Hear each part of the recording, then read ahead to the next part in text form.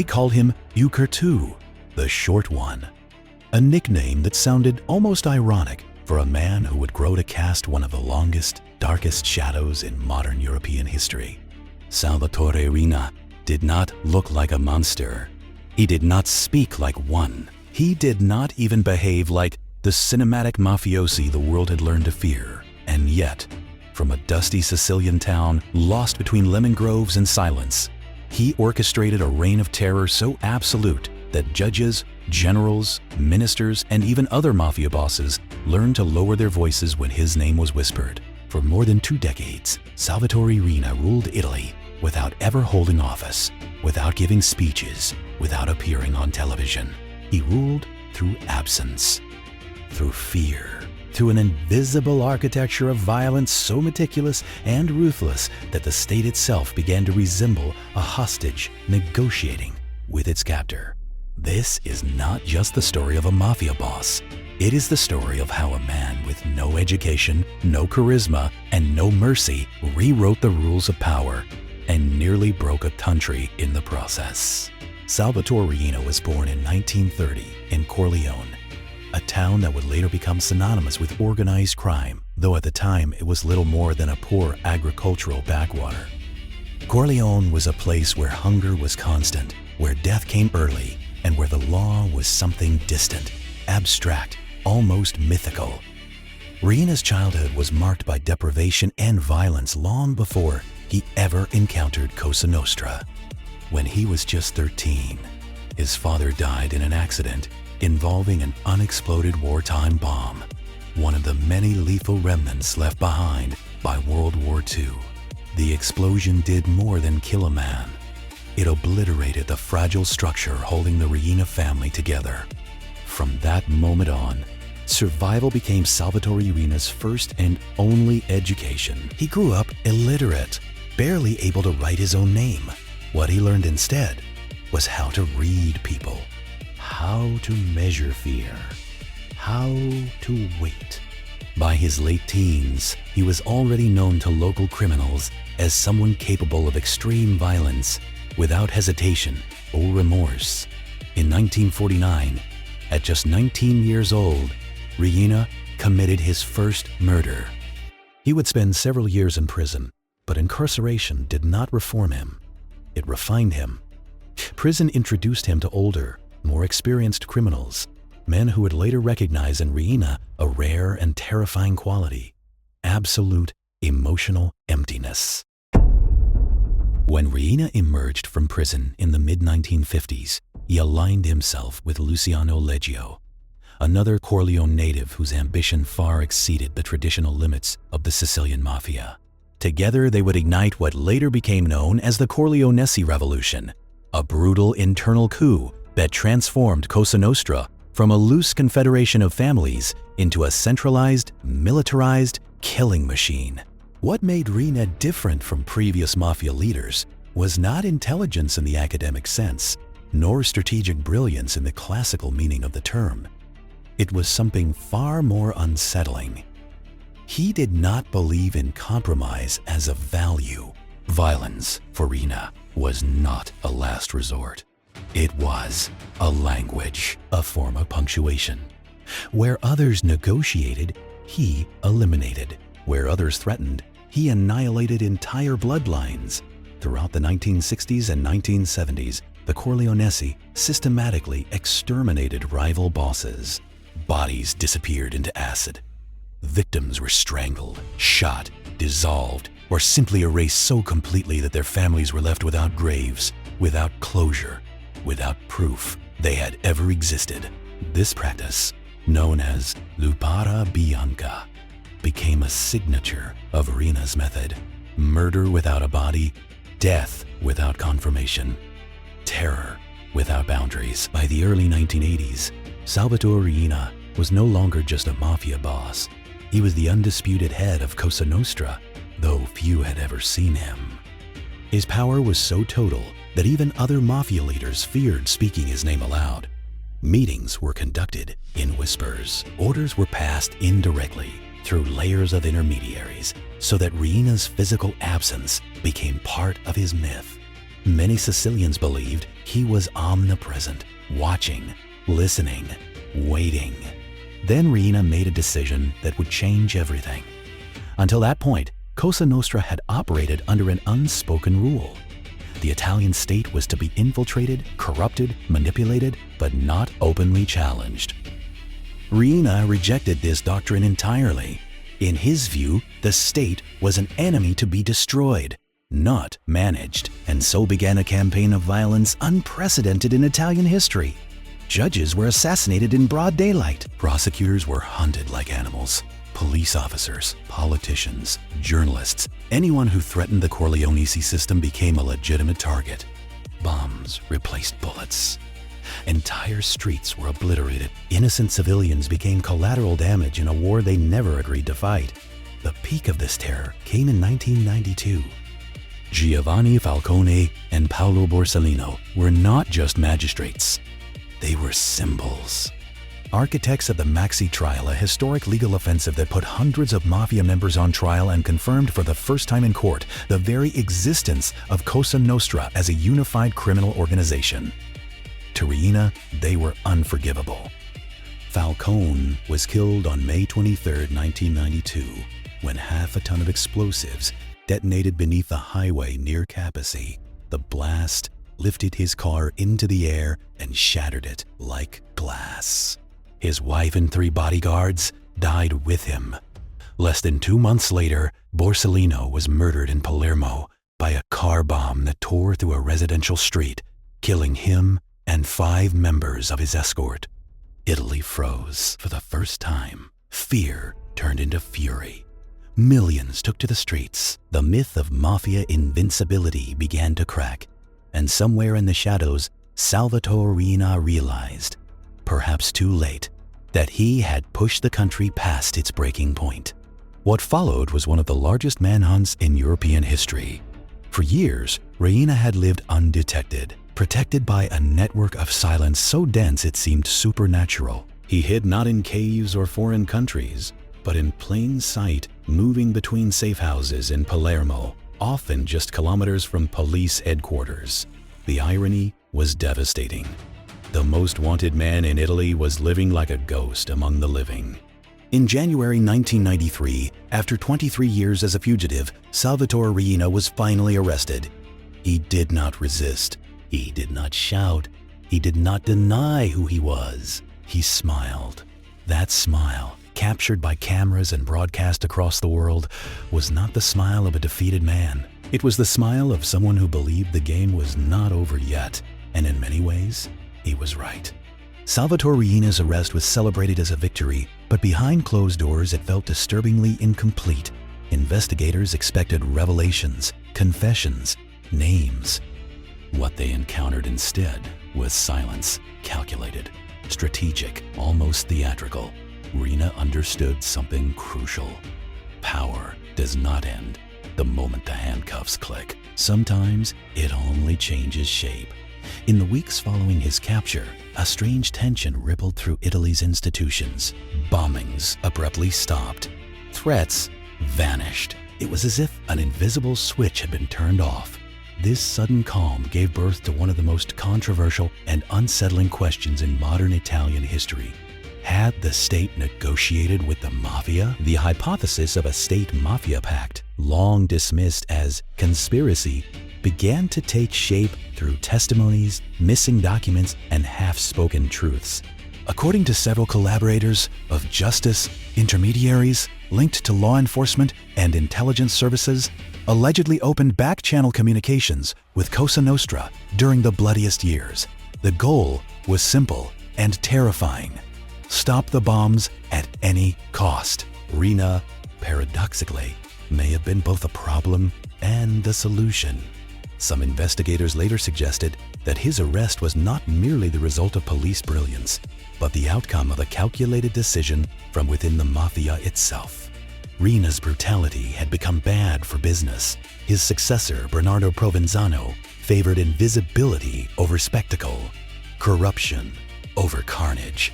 Where Riina thrived on fear, Provenzano thrived on patience. And so the question lingers like a shadow. Was Riina betrayed? Or sacrificed? Adding to the mystery was a detail that stunned even seasoned detectives. The apartment where Riina had been hiding for years, located in Palermo, under the name of a trusted associate, was never searched immediately after his arrest. When police finally entered, days later, it had been thoroughly cleaned. Documents, notes, potentially explosive evidence, gone, vanished, as if someone had been given time. As if someone had wanted certain secrets to remain buried.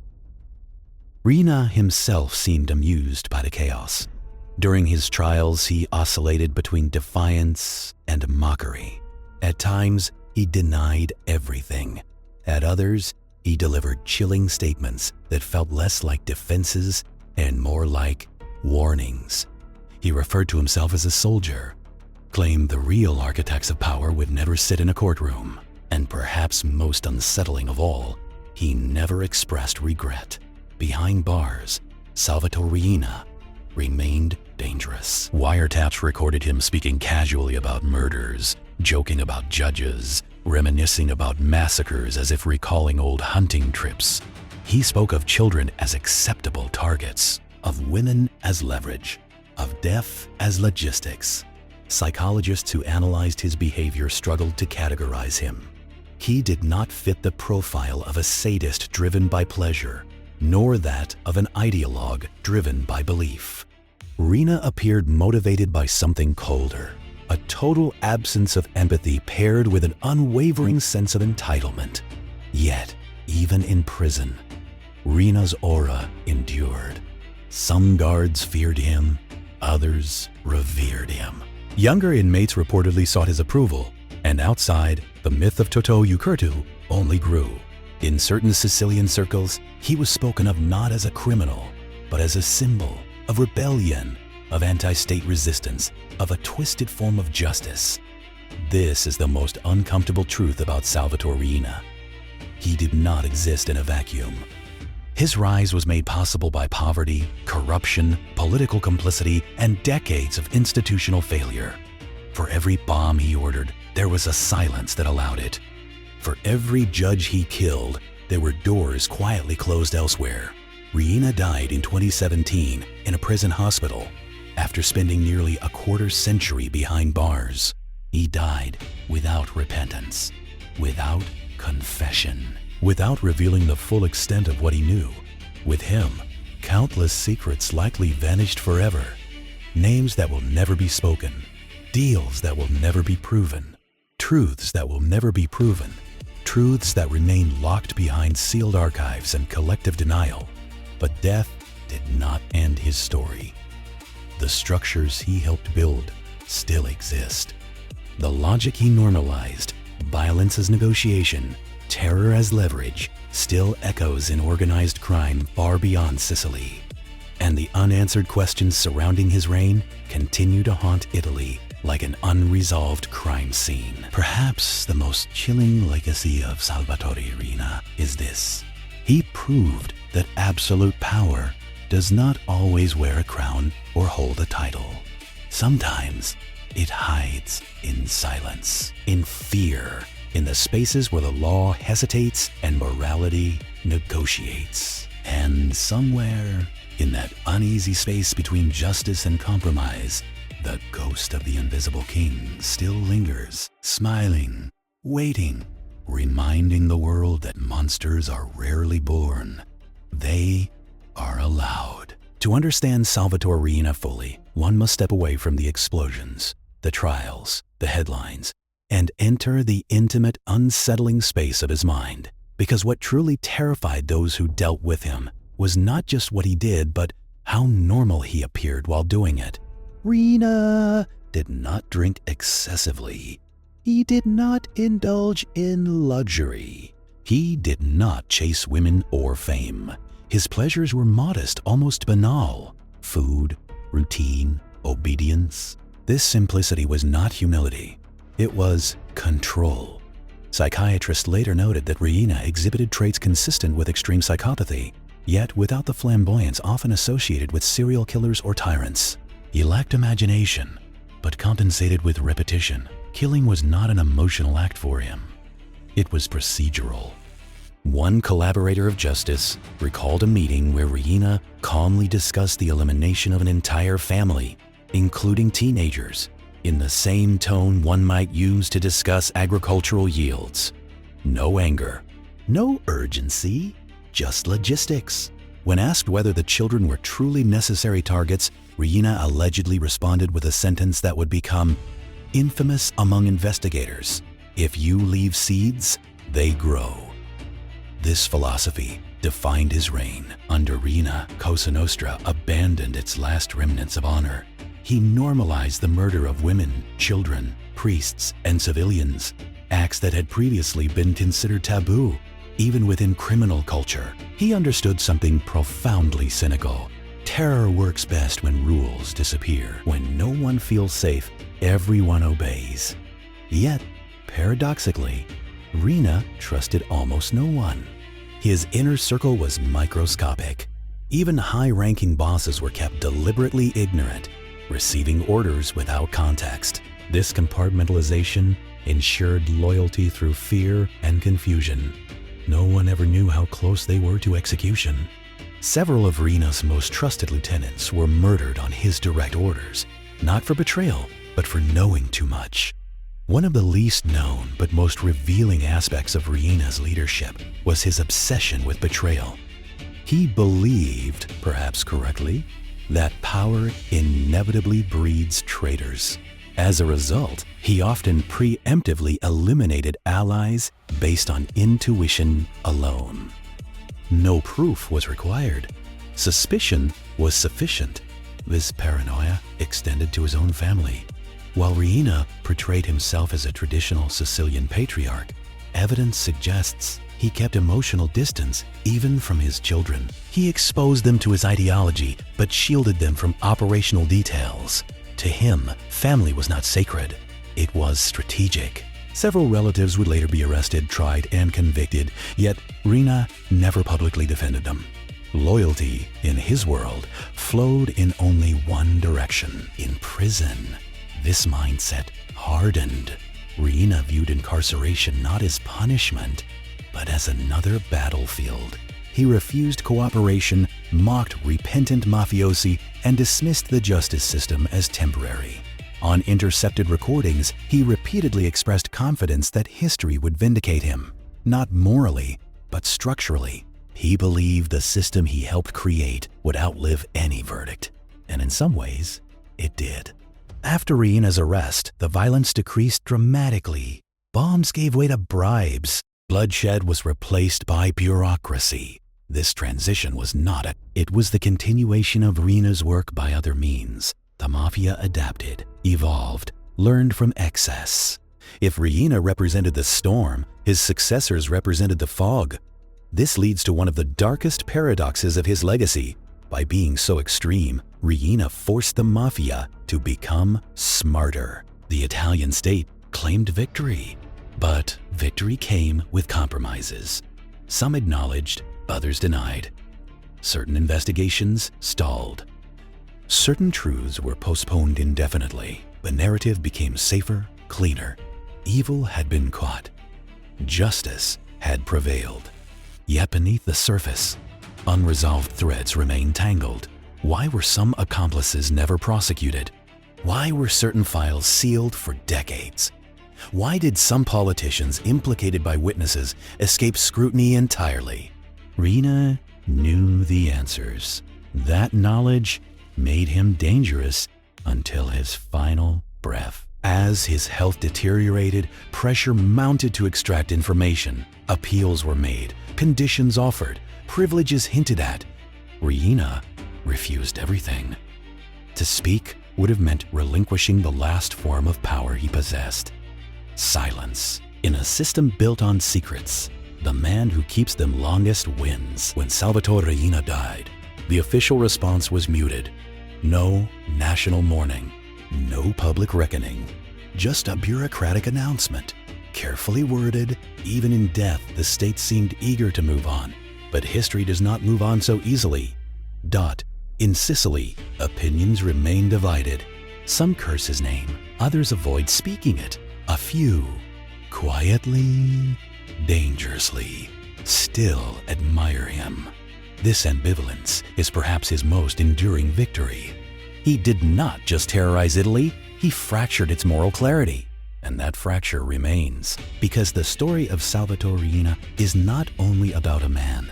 It is about a system that allowed him to rise, a society that tolerated him too long, and a truth that remains inconvenient. He was not a ghost. He was not a myth. He was a product of silence, of fear, of negotiated justice.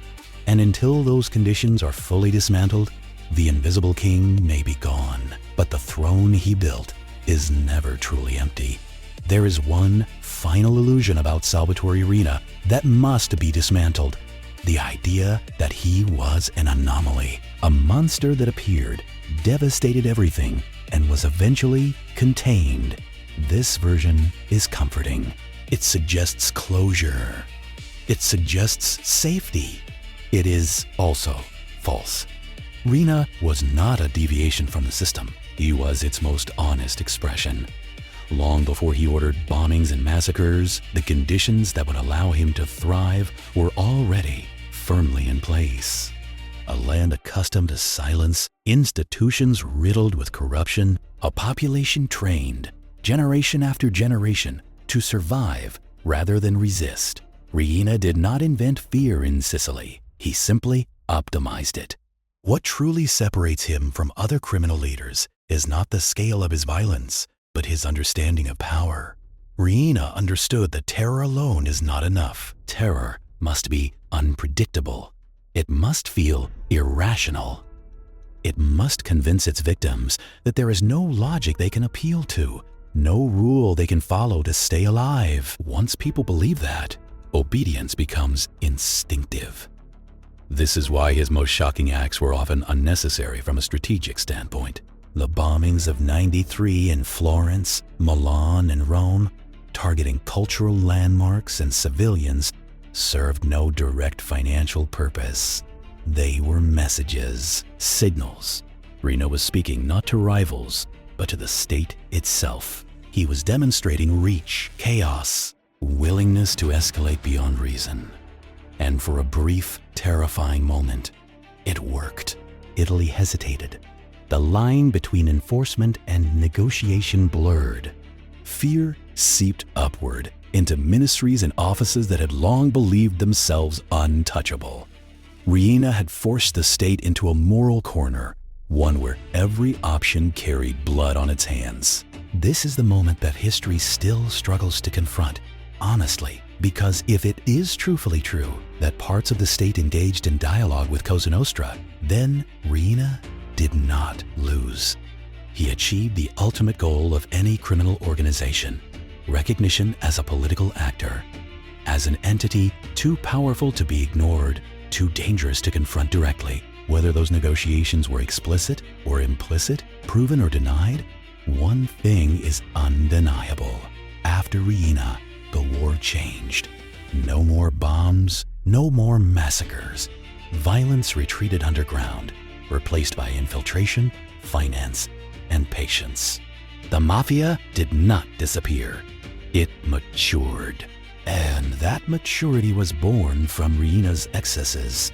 In this sense, Salvatore Riina functions as a warning, written in blood. He represents what happens when institutions delay justice, when compromise replaces courage, when fear becomes routine. He is the end result of countless small decisions: to look away, to stay quiet, to survive one more day. Even today, decades after his reign, the full truth about him remains fragmented. Testimonies contradict each other. Trials end without definitive conclusions. Archives stay sealed. Too many people still have too much to lose from complete clarity. And so Riina remains, even now, partially hidden.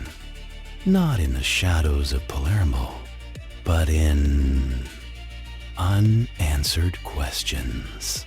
What orders did he give that were never discovered? Who benefited most from his silence? Which crimes attributed to the Mafia were in fact convenient covers for something else?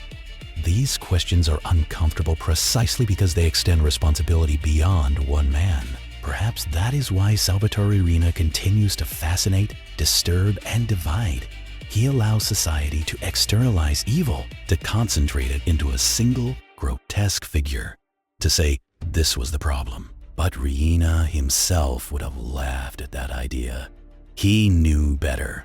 He knew that power is never held alone, that violence always has an audience, that silence is collaboration by another name, and that the most durable empires are built not by those who pull the trigger, but by those who allow it to happen. In the end, Salvatore Riina did not need redemption. He did not seek understanding. He did not fear judgment. He believed history would do what courts could not, normalize him. That is his final provocation, because as long as his story is told as an exception rather than a consequence, the conditions that created him remain intact. Waiting. Quiet. Patient, just like he was. And that may be the most unsettling legacy of all. Salvatore Riina is dead. But the world that made him possible is still very much alive. There is something profoundly disturbing about how Salvatore Riina continues to exist in the collective consciousness, not as a man, but as a reference point, as a measuring stick for evil. When investigators describe a crime as Riina style, they are not speaking metaphorically. They are invoking a methodology, a doctrine. This is perhaps the clearest sign that his influence never truly ended. After his death, Italy did not uncover a final cache of documents. No hidden archive surfaced. No ultimate confession was revealed. Instead, what emerged were fragments, intercepted conversations, indirect confirmations, reluctant testimonies that suggested a much larger picture Riina had carefully ensured would never be fully assembled. Several collaborators of justice independently claimed that Riina possessed knowledge capable of destabilizing entire political careers.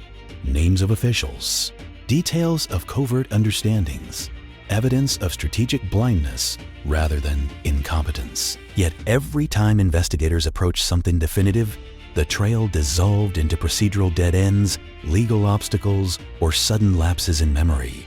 Coincidence, some said. Others were not so sure. One of the most unsettling aspects of Riina's legacy is how effectively he reversed the moral polarity of fear. Traditionally, criminal organizations fear the state. Under Riina, the state feared escalation. Each arrest, each seizure, each indictment carried the unspoken question, what will be the response? This hesitation was invisible, but palpable. It shaped decisions, delayed actions, softened resolve. Fear had changed direction, and Riina understood that perfectly. He also understood time. Riina was never in a hurry. Even his most violent acts were calculated to resonate long after the explosions faded.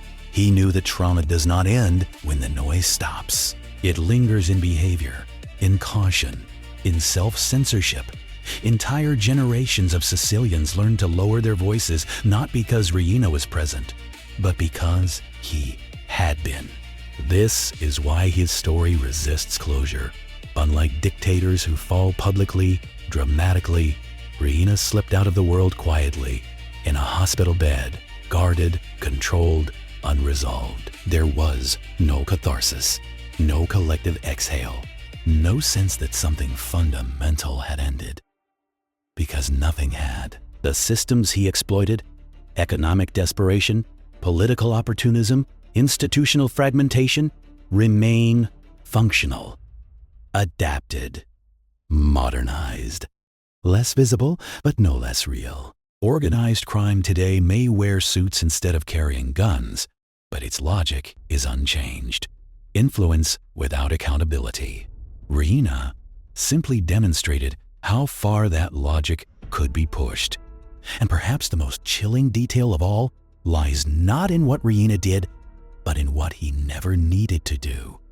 He never needed to explain himself, never needed to justify his actions, never needed to persuade anyone ideologically. Fear did the work for him. In intercepted conversations, Riina once mocked those who sought to understand him. Understanding, he believed, was a weakness. People who seek explanations are already halfway to acceptance. He preferred obedience without comprehension, compliance without questions. That mentality outlived him. Even today, journalists investigating sensitive intersections between crime, business, and politics report subtle pressures, not threats. Those are crude. Instead, obstacles, delays, lost files, silent warnings. Riina taught the system that visibility is optional, but influence is not. And that lesson stuck. So how should Salvatore Riina be remembered? Not as a criminal mastermind, not as a devil incarnate, not even as the most violent mafia boss in it. He should be remembered as a mirror reflecting what happens when fear becomes routine, when justice negotiates, and when silence is mistaken for peace. Riina did not conquer Italy. He exposed it. He forced a confrontation with uncomfortable truths, truths that many would still prefer to forget, because forgetting is easier than reform. In the end, Salvatore Riina achieved something no bomb ever could. He implanted doubt. Doubt in institutions, doubt in narratives, doubt in the idea that evil can be neatly isolated and eliminated, and as long as that doubt persists, his presence remains. Not in Sicily, not in prisons, but in the quiet decisions made every day. When someone chooses not to investigate too deeply, not to speak too loudly, not to ask the final question. That is where Salvatore Riina still lives, and that is why his story matters. There is another layer to Salvatore Riina's story that is rarely explored, perhaps because it is the most uncomfortable of all, the ordinariness of the evil he embodied. Riina did not speak in grand ideological terms. He did not envision himself as a revolutionary or a savior. He saw himself as efficient, necessary, inevitable. Those who met him in private often described an almost absurd contrast between his actions and his demeanor. He laughed easily. He enjoyed simple jokes. He spoke in cliches. There was nothing magnetic about him. No charisma, no eloquence. And yet, people obeyed him with absolute submission. This disconnect confused investigators for years. How could such an unremarkable man command such terror? The answer lies not in personality, but in reputation built through consistency. Riina never made empty threats, ever. If he said someone would die, that person disappeared. If he ordered a punishment, it was carried out without delay. Over time, this predictability became more powerful than violence itself. People did not wait to be threatened. They anticipated his will. They acted preemptively to avoid attracting attention. This is the highest form of control, when fear becomes internalized. Even within Cosa Nostra, Riina altered behavior patterns. Bosses who once acted autonomously became cautious, deferential, almost timid. Decisions that once required negotiation now required confirmation. Riina centralized authority in an organization historically allergic to hierarchy. He achieved this not through diplomacy, but through demonstrative cruelty. One murder in particular sent shockwaves through the Mafia world. The killing of a powerful boss's teenage son, executed not for what he had done, but for what he might one day become. The message was unmistakable. Status offered no protection. Bloodlines were liabilities. Future potential was a threat. From that moment on, resistance ended. Yet, despite his reputation for savagery, Riina was not impulsive. He planned carefully, often waiting months or even years before acting. He studied reactions. He measured consequences. He was acutely aware of optics, not in the media sense, but in the psychological one. Every act of violence was calibrated to resonate beyond its immediate target. This explains why he occasionally spared enemies when execution would have seemed logical. Survival, in those cases, was a punishment.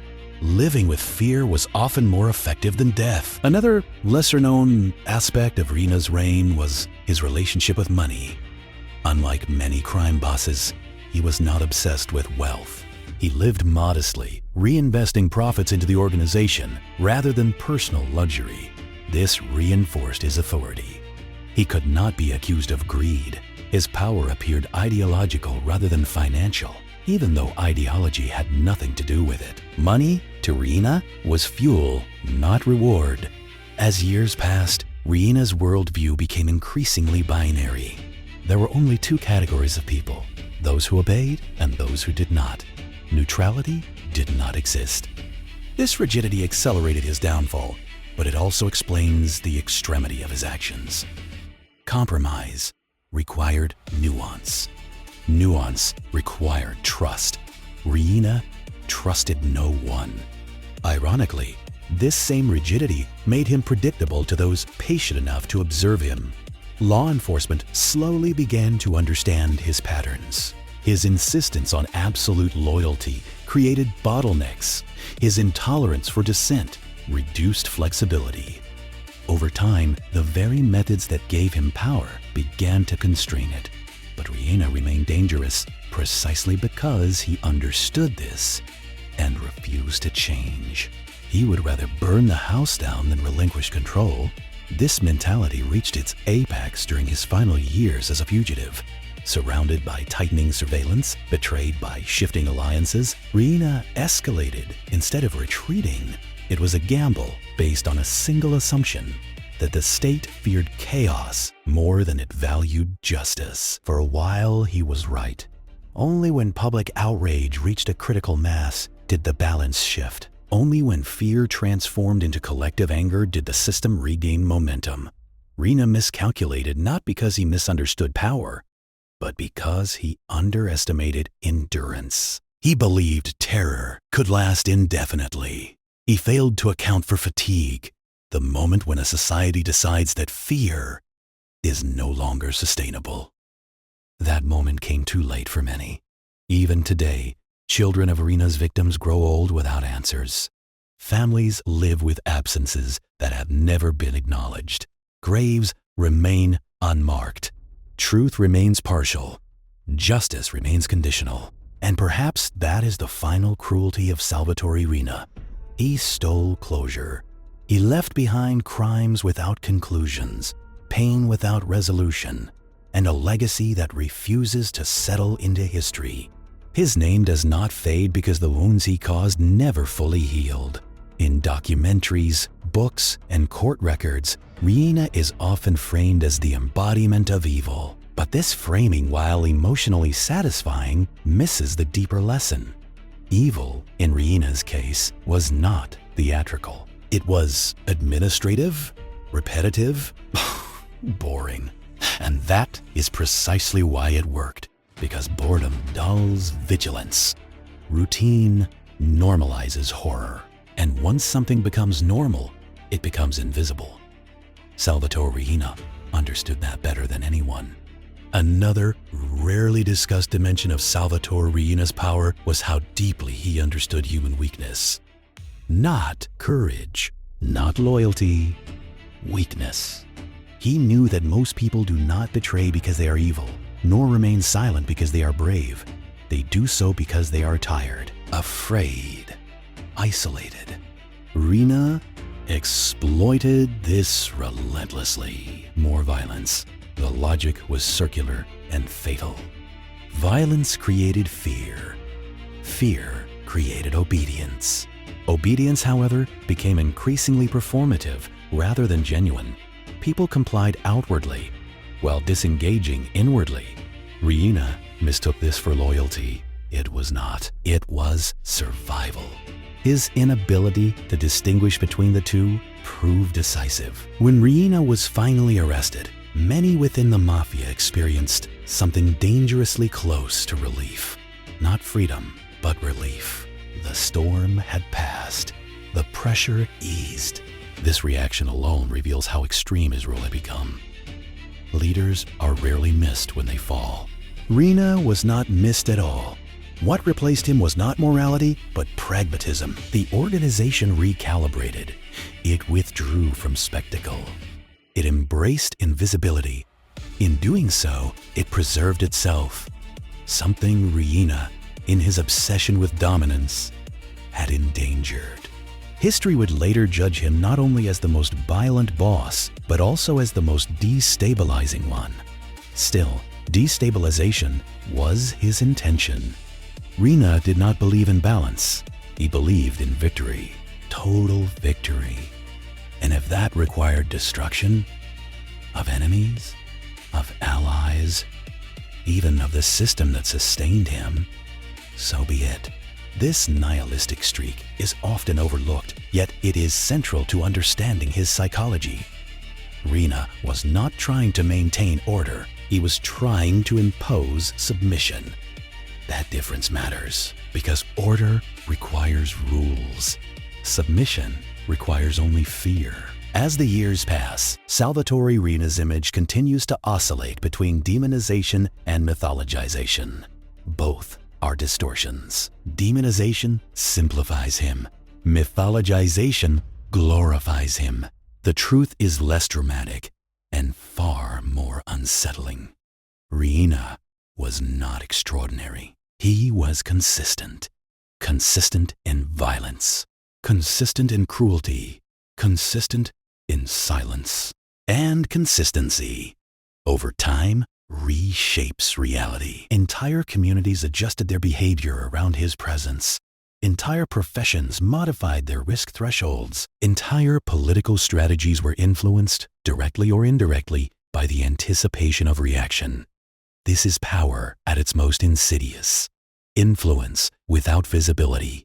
Even now, when his name surfaces in courtrooms or media, there is a hesitation, a subtle lowering of tone, a reflexive caution.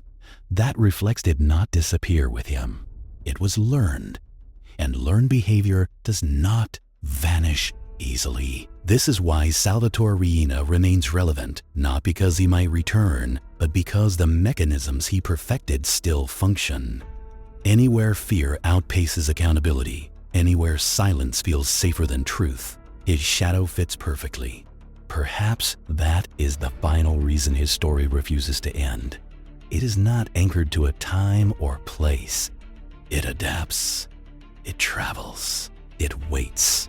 Salvatore Riina once said that power belongs to those who are willing to go further than everyone else. He went further than anyone imagined, and in doing so, revealed how fragile the barriers truly are. The tragedy is not that he succeeded. The tragedy is how long it took to stop him. There is an international dimension to Salvatore Riina's legacy that is often underestimated. While his violence was geographically concentrated, the model he imposed transcended Sicily.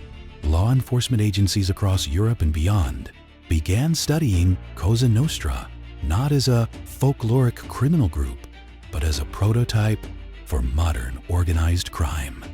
In that model, Riina was not an outlier. He was a catalyst. What Riina demonstrated with brutal clarity was that the most effective criminal organizations are not those that seek visibility, but those that force institutions to react on their terms. His war against the Italian state was not designed to be won militarily. It was designed to distort priorities, to exhaust resources, to force moral shortcuts, to make legality feel fragile and negotiable. This lesson was quietly absorbed far beyond Italy. Other criminal networks observed how escalation could paralyze systems, how unpredictability could extract concessions, how fear could redirect policy. Riina did not invent these mechanisms, but he proved their efficiency in a democratic state. That proof echoed, and yet, for all his influence, Riina himself remained astonishingly provincial. He never traveled abroad. He showed little interest in global affairs. His universe was small, bounded by Sicily and by his own certainties. This contradiction, local mind, global impact, is one of the strangest aspects of his story. It reinforces the idea that scale is not always a function of ambition. but of consequence. Riina did not seek to change the world. He simply acted without restraint inside it. As historians continue to dissect his reign, one pattern emerges repeatedly. Missed moments. Moments when intervention might have prevented escalation. Moments when warnings were ignored. Moments when caution was mistaken for wisdom. Riina benefited from delay, from hesitation, from the slow grind of bureaucracy confronting an enemy that operated without rules. This imbalance defined the conflict. The state required proof. Riina required suspicion. The state required consensus. Riina required obedience. The state required time. Riina weaponized urgency. In such asymmetry, outcomes are rarely clean. When the Italian judiciary eventually recalibrated, strengthening witness protection, accelerating trials, isolating bosses, it was responding directly to the trauma Riina inflicted. Progress was born from catastrophe. Reform followed massacre. This sequence is uncomfortable but undeniable. Riina forced evolution through destruction. And still, the deeper cultural reckoning remains incomplete. Because while laws can change, mentalities are slower. The reflex to stay quiet, to avoid involvement, to prioritize personal safety over collective responsibility. These habits do not disappear with arrests. They are passed down, normalized, rationalized. Riina thrived on this normalization. In private conversations, he reportedly dismissed the idea of being hated. Hate, he believed, required emotional investment. Indifference was far more useful. As long as people adapted to his presence, he had already won. In this sense, Riina's greatest success was not fear. It was resignation. Resignation kills resistance more effectively than terror. As the decades stretch on, new generations encounter Salvatore Riina not as a lived threat, but as history, as content, as documentaries, podcasts, YouTube videos. This distance creates another danger: aestheticization. Violence risks becoming narrative. Horror risks becoming intrigue. It is here that responsibility returns. Because telling Riina's story is not neutral. It can illuminate or it can anesthetize. It can confront or it can normalize. The difference lies in whether he is framed as an exception or as a consequence. He must be understood as the latter. Salvatore Riina was not the dark heart of Sicily. He was a symptom of unresolved fractures, economic, political, moral. He exploited them mercilessly, but he did not create them alone. Others benefited. Others enabled. Others stayed silent. And silence in Riina's world was never passive. That is why his story cannot end with his death, his arrest, or his sentencing. It ends or continues in the choices made afterward, in whether systems truly change or merely adapt, in whether fear is confronted or simply managed. Riina once said that prisons are temporary, but power is patient. That statement was not bravado. It was a diagnosis. He understood that structures outlive individuals, that unless dismantled, they persist quietly.